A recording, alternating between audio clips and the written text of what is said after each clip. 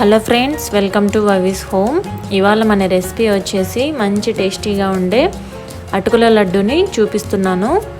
ఎల్లుండి ట్యూస్డే కృష్ణాష్టమి రాబోతుంది కదా. కృష్ణునికి ఎంతో ఇష్టమైన అటుకులతో కృష్ణాష్టమి రోజున అటుకుల లడ్డూని చేసి శ్రీకృష్ణునికి నైవేద్యంగా పెట్టుకోవచ్చు. ఇక లేట్ చేయకుండా ఈ లడ్డూని ఎలా ప్రిపేర్ చేయాలో చూసేద్దాం. ముందుగా ఒక ప్యాన్లో 2 కప్పుల అటుకుల్ని తీసుకొని 10 నిమిషాల పాటు లైట్గా ఫ్రై చేసుకోవాలి. ఈ విధంగా కొద్దిగా ఫ్రై అయ్యాక వీటిని ఒక బౌల్లోకి వేసి కొద్దిగా చల్లారనివ్వాలి.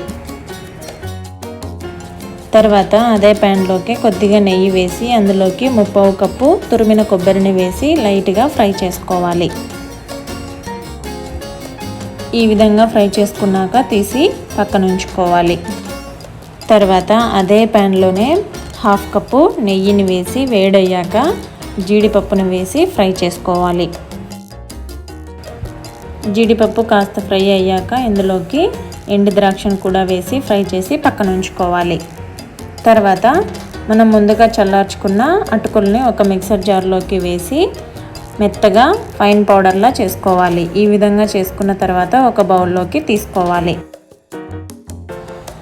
తర్వాత అదే మిక్సర్ జార్లోనే మనం ముందుగా ఫ్రై చేసుకున్న కొబ్బరి అలాగే 1/2 కప్పు బెల్లం వేసి మెత్తగా గ్రైండ్ చేసుకోవాలి.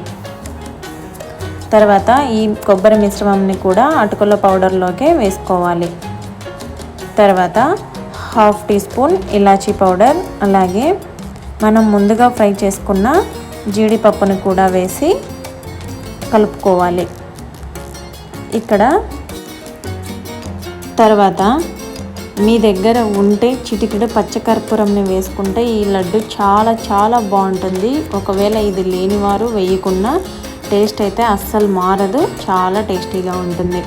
తర్వాత అంతా బాగా కలిపి కొంచెంగా తీసుకుని లడ్డూలా చుట్టుకోవాలి.